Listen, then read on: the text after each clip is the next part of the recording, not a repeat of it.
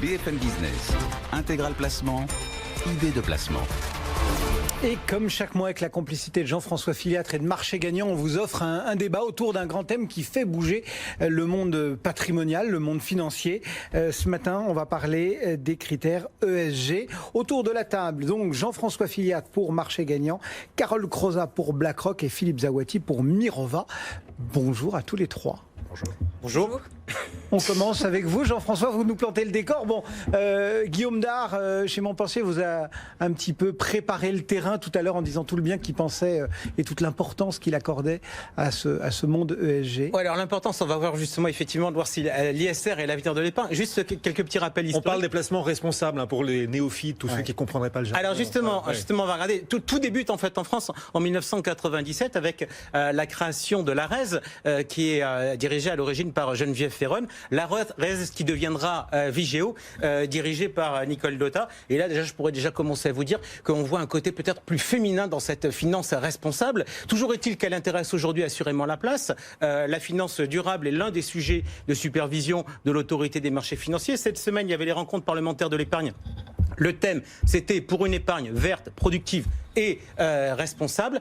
Toujours est-il, et vous faites bien de le dire, Guillaume, que quand on regarde au niveau des particuliers, 41% des Français se disent intéressés. Et peut-être qu'aujourd'hui, ils sont un peu paumés parce qu'on a des termes RSE, ISG, ESG, il y a plein de logos, il y a plein d'acronymes. Et on finit peut-être par être paumés. Donc la question, c'est qu'est-ce qu'on peut faire aujourd'hui et est-ce que vraiment c'est l'avenir ? Bon, votre vision à vous deux, tiens, on va commencer avec vous, Carole Crozat, pour BlackRock. Comment est-ce que vous abordez, quelle vision vous développez autour de cette question d'investissement socialement responsable ou d'ESG, environnement, social, gouvernance ? Notre vision, c'est tout d'abord que l'investissement socialement responsable, c'est un investissement qui permet une meilleure performance à long terme. Lorsqu'on investit avec justement cette prise en compte des critères environnementaux, sociaux et de gouvernance, on va s'orienter sur des portefeuilles qui sont en général plus résilients, plus performants et qui vont notamment mieux résister, être moins volatiles, notamment en période de retournement des marchés comme celle que nous vivons aujourd'hui. Au-delà de cette question de la performance, notre dirigeant et fondateur, Larry Fink, a exprimé en janvier très clairement que nous étions à la veille d'une grande réallocation d'actifs majeurs qui a pour origine la crise climatique. La crise climatique est une crise très différente de celle qu'il a pu vivre précédemment dans sa carrière. Il va s'agir d'une crise beaucoup plus longue, beaucoup plus structurelle, et les réallocations d'actifs que nous allons vivre, elles vont arriver plus tôt que la plupart des acteurs de marché ne l'anticipent. Et c'est pour ça que chez BlackRock, nous avons la conviction que l'investissement responsable correspond véritablement à l'avenir de l'investissement. Cela étant dit, Jean-François rappelait quelques dates. C'est vrai que presque cette interpellation ou cette prise de position de votre patron arrive peut-être un peu tard, non ? Non, au contraire, il s'agit plutôt d'une accélération. L'investissement responsable existe depuis de très nombreuses années chez BlackRock. Aujourd'hui, il représente effectivement déjà une partie essentielle de nos investissements, mais il est en train de s'accélérer et en fait, ce que nous voyons chez l'épargnant individuel, c'est plutôt l'enjeu de la transparence et de la diversification de l'offre. C'est-à-dire qu'il y a eu une phase un petit peu de montée en puissance sur laquelle on a commencé à faire de l'investissement ISR dans les classes d'actifs où c'était le plus facile, mais aujourd'hui, on parle de plus en plus d'ESG dans le passif et d'une offre plus diversifiée. Bon, vous, Philippe Zawati, c'est presque, j'ai envie de dire, la raison d'être de Mirova. Raison, voilà, un bon mot, raison d'être. Ouais. D'ailleurs, je l'ai choisi à dessein tout de même. Parce qu'effectivement, on va s'orienter vers l'idée d'être une société à mission et donc d'avoir une raison d'être. Et notre raison d'être, c'est effectivement de créer des produits financiers qui ont un impact positif économique, environnemental et social. C'est ce qu'on fait depuis le début. Donc on a un animal un peu particulier. On a vécu un peu toute cette évolution depuis 10 ans d'une situation où on était un acteur pionnier de niche et donc où il était assez facile d'une certaine façon de différencier ce qu'on faisait de ce que faisait le reste du marché, puisque le reste du marché ne faisait, on va dire, pas grand-chose. Aujourd'hui, c'est un petit peu plus compliqué parce que on parle de ESG et d'ISR partout. Tout le monde s'y met. Tout le monde s'y met. Alors, on en reparlera, un certain nombre d'indicateurs, de standards qui apparaissent, mais ils sont pas encore complètement dominants, encore clairs dans tous les esprits. Et donc, du coup, comme ces standards ne sont pas bien en place, eh bien, on se retrouve devant une situation un peu confuse où l'investissement responsable représente différentes choses. Donc voilà, il faut revenir, je crois, peut-être un peu à la base de ça. Qu'est-ce que c'est que l'investissement responsable? Donner du sens à ces investissements, faire confiance à des projets, des hommes, des entreprises qui ont un impact positif environnemental et social. Vous faites, entre guillemets, partie de cette galaxie Natixis, vous vous déplacez beaucoup, vous rencontrez beaucoup de clients, et on en avait parlé à l'occasion d'une réunion. Les Français, si on les interroge, ils disent « Ah oui, j'y suis très sensible ». Et en fait, on s'aperçoit dans les réseaux que ça ne suit pas, que finalement, au moment de signer en bas, l'épargnant moyen, il a peut-être un peu du mal encore parce qu'il est un peu perdu, peut-être, justement, dans les différents logos, dans les différents acronymes, dans la façon dont on lui vend un petit peu la chose, non ? Clairement, pour moi, c'est une problématique d'offre avant tout. La demande, elle est là. Alors effectivement, les épargnants ont eu du mal à comprendre qu'ils pouvaient utiliser leur argent comme un outil de la même façon que leur consommation alimentaire ou textile ou autre. Mais ils commencent à le comprendre. Et quand on leur pose la question, de façon assez évidente, ils disent oui, bien sûr, j'ai envie de donner du sens. Oui, bien sûr, il y a des endroits où j'ai pas envie de placer mon argent. Oui, bien sûr, il y a des endroits où j'ai plutôt envie de placer mon argent. Et simplement, aujourd'hui, c'est vrai que l'offre ne suit pas complètement ça. Et donc, il faut qu'on accélère dans offrir, enclencher la discussion avec les clients là-dessus, ne pas leur parler que de finances.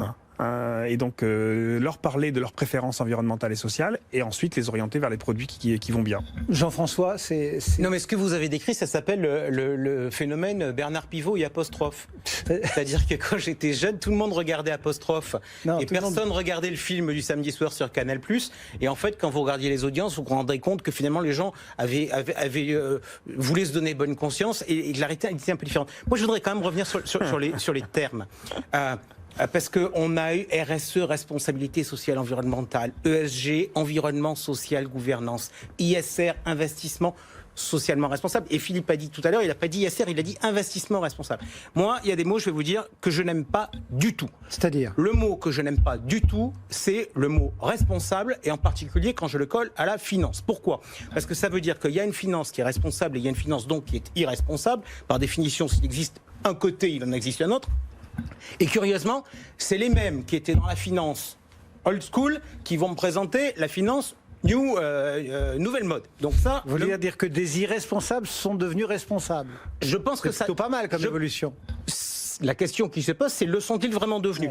Moi, je pense que le vrai terme que l'on devrait utiliser, c'est la finance au service du développement durable. Ah, mais c'est magnifique, c'est notre baseline. On utilise des termes comme ça. Tapez pas sur la table, Jean-François. Finance, parce qu'on parle de finance, au service, pour expliquer qu'il y a une notion de service par rapport à l'économie de la part de la finance. Et les deux mots développement durable me paraissent très importants, parce que d'une part, il y a le mot développement, et moi je veux investir sur les marchés qui a une condition, c'est qu'il y ait du développement, et je veux rajouter effectivement l'élément qui soit durable. Mais du coup, c'est quoi la promesse, effectivement? Parce que quand on regarde, et tous les acteurs de ce marché sont là pour le dire à chaque fois, quand il y a des turbulences, comme la finance durable, c'est comme ça que vous dites, au service du développement durable, et peut-être investie à plus long terme, à une plus longue vision, eh bien, elle subit peut-être moins la décollecte que d'autres produits. C'est quoi la promesse aujourd'hui que vous avez envie d'apporter au client, à l'épargnant? C'est quoi? C'est d'avoir plus de performance, d'avoir moins de risques, d'être plus soigneux de la planète? C'est quoi votre baseline, pour parler en bon français, comme l'a fait Philippe il y a un instant? La baseline, elle est effectivement de dire que l'investissement au service du développement durable, c'est un investissement qui a deux objectifs, l'objectif de performance à long terme et l'objectif de durabilité. C'est-à-dire qu'on cherche à avoir à la fois cette rentabilité financière, mais aussi un impact positif sur les enjeux sociaux et environnementaux.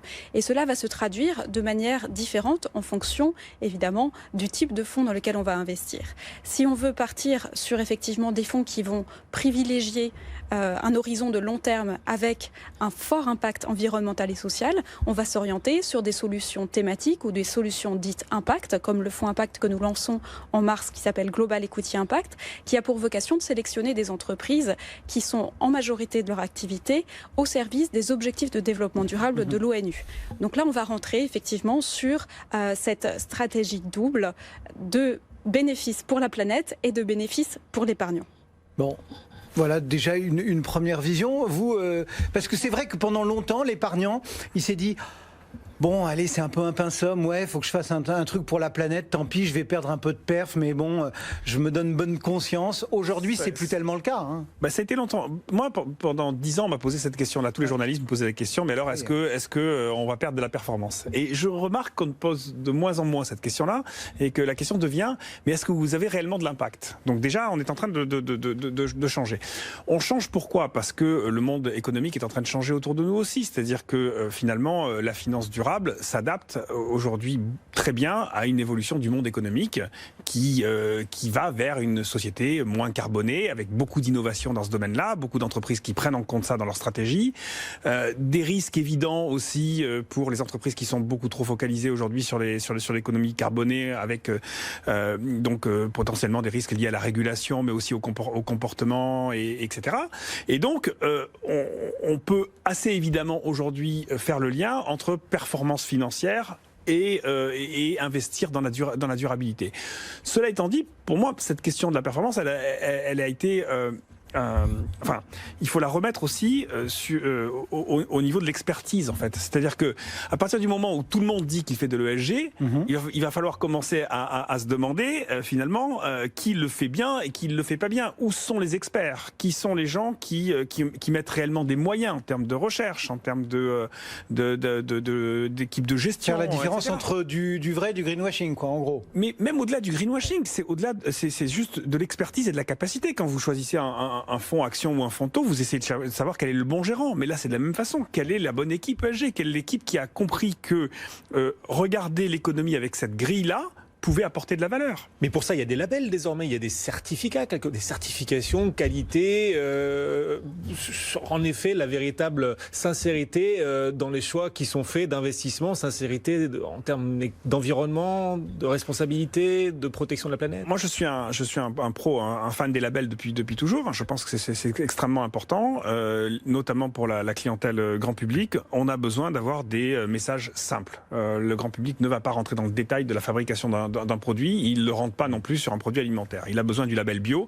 On aurait besoin d'un label bio de la finance de façon... Il y a le label ISR, il y a le label Greenfin. On en a deux en France, on a le label ISR et le label Greenfin, et puis j'espère bientôt, on aura un écolabel européen qui est en cours d'évolution. Il y a un certain nombre de labels en Europe qui sont en train de se développer, en Belgique, ailleurs. Aujourd'hui, le label ISR est le plus ancien en Europe. Et d'une certaine façon, il a un peu vieilli. C'est-à-dire que, comme il a été créé il y a quelques années, aujourd'hui, tous les nouveaux labels qu'on voit apparaître sont un peu plus, je dirais, collent un peu mieux à la situation réelle du marché actuel. Et donc, ce label qui a un peu vieilli, il a du mal, du coup, à s'imposer. Le label Greenfin est très différent. C'est un label d'investissement dans le développement durable, dans l'environnement, dans les solutions liées au développement durable. C'est un label de fléchage, de réallocation, c'est-à-dire où on choisit réellement les entreprises dans lesquelles on veut investir. Alors qu'un fonds labellisé ISR, pas Greenfin, pourra inclure des titres comme Total, des groupes comme Total, par exemple. Peut inclure à peu près ou d'autres que vous voulez. Enfin, je veux dire, il faut un label ISR aujourd'hui exige qu'il y ait une sélection, une sélectivité, on va dire, de l'ordre de 15%. C'est-à-dire qu'on décide qu'il y a 15% des entreprises dans lesquelles on n'a pas envie d'investir.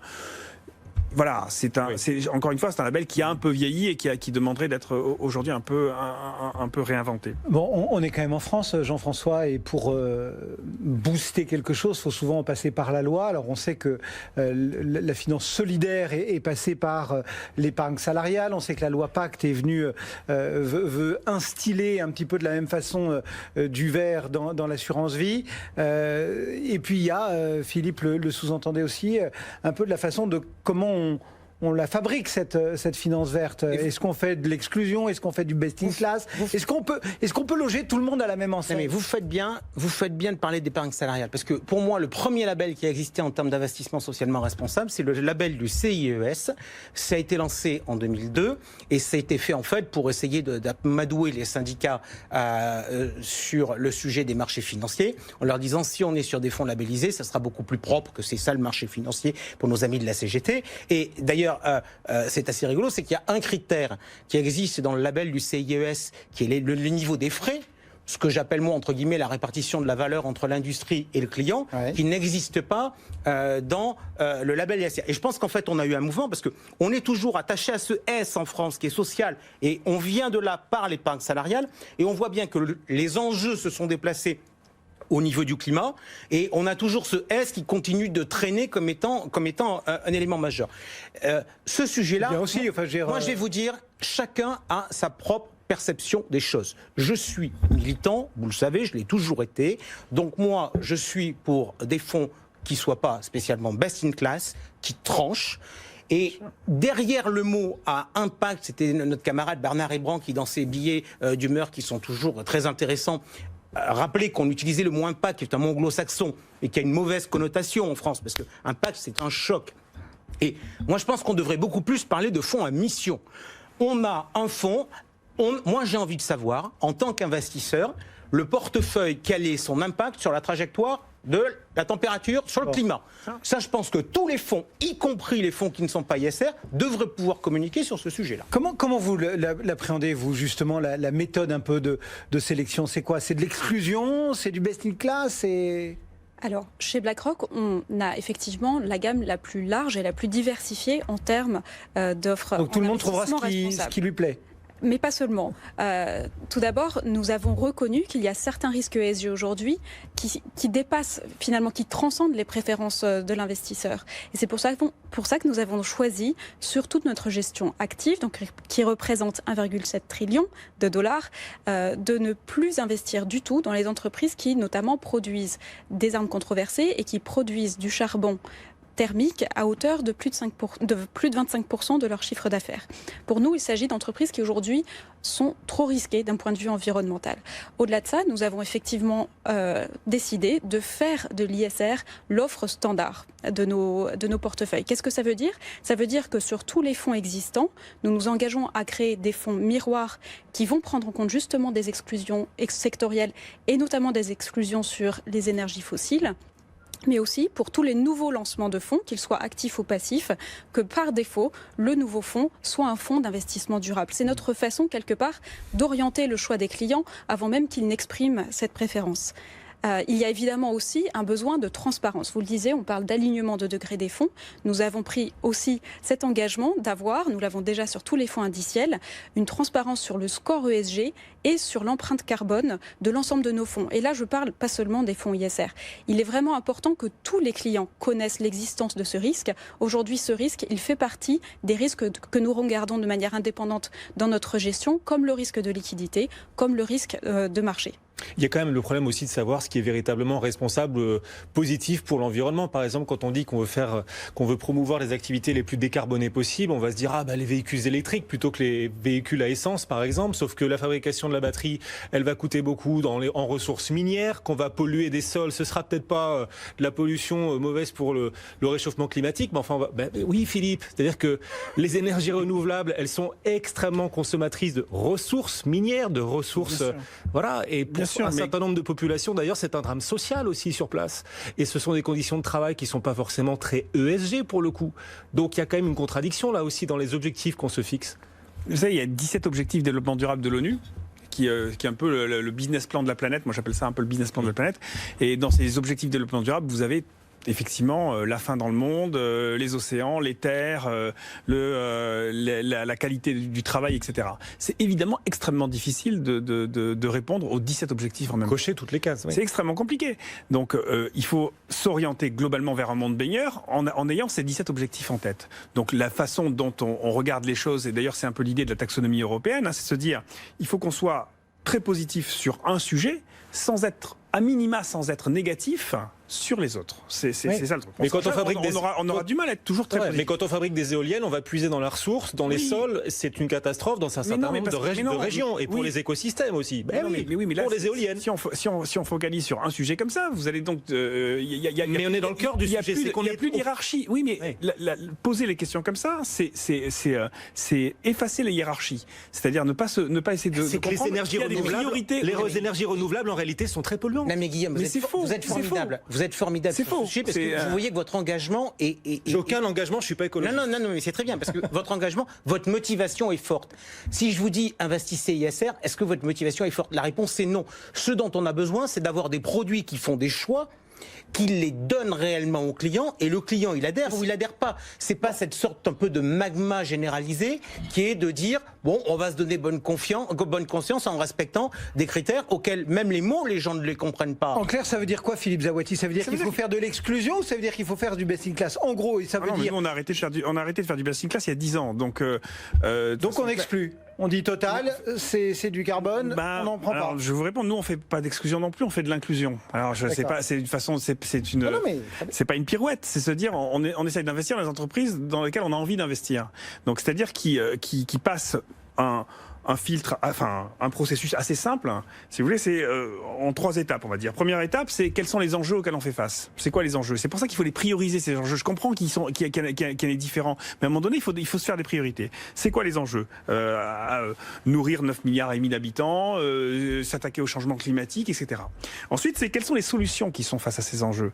Et ces solutions-là, comment est-ce que là aussi on les classe? Quelles sont celles qui sont les plus durables d'un point de vue économique et d'un point de vue environnemental et social. Et puis ensuite, quelles sont les entreprises qui sont bien positionnées sur ces solutions. Et ça nous donne nos portefeuilles. C'est comme ça qu'on y arrive. Ce qui fait qu'aujourd'hui, effectivement, dans nos portefeuilles, on ne va pas avoir de pétrolière.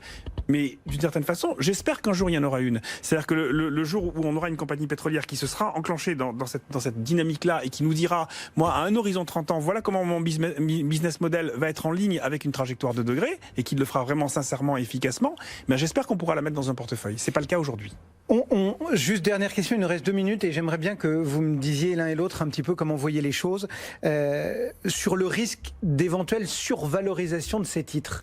Est-ce que finalement, si tout le monde y vient et si tout le monde est un peu, je ne sais pas si le mot est bon, mais forcé d'y venir, est-ce qu'on ne va pas avoir des valeurs qui intrinsèquement vont embarquer de la survaleur pour tronquer un peu le marché?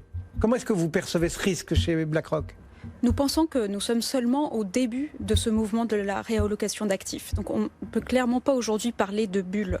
En revanche, ce qui est important de comprendre, c'est qu'il sera de la responsabilité de chaque analyste et de chaque gérant de considérer effectivement si ces données ESG sont déjà dans le prix ou pas. Et c'est là où la technologie, BlackRock est une entreprise qui a beaucoup investi dans la technologie, est nécessaire. On ne doit pas seulement écouter les entreprises lorsqu'elles publient leur programme de développement durable, il faut aussi être à l'écoute des autres données de marché, notamment des données géographiques, des données climatiques, de tout ce qui peut remonter comme signal qui nous permet d'orienter vers ce qui est effectivement le plus juste et qui a une valorisation qui est vraiment juste par rapport à cette performance qui va arriver. Vous le pointez, vous, un peu, ce risque à ce stade, entre guillemets, d'emballement? Je ne sais pas si on peut aller jusqu'à parler d'une bulle, mais... Je pense pas. Je pense que je suis plus inquiet sur des bulles liées à une entreprise donnée, typiquement, je sais pas, un fabricant de voitures américain, par exemple. Donc là où on est... Qui fait pas de bruit. Voilà. Et donc là, oui, là, on est dans une bulle un peu... On peut y avoir une hystérisation et une vraie bulle. Sur le green au sens large, je ne pense pas qu'on soit dans une bulle. On le sera si l'économie verte ne se développe pas suffisamment vite. Mais aujourd'hui, j'ai pas de signaux. Au contraire, on a plutôt des signaux que cette économie verte va se développer au même rythme que cette réallocation. Merci beaucoup. Philippe Zaouati pour Mirova, Carole Croza pour BlackRock et bien sûr Jean-François Filiatre et Marché Gagnant. On se retrouve la semaine prochaine? Allez, on se retrouve la semaine prochaine. Merci beaucoup à tous les trois.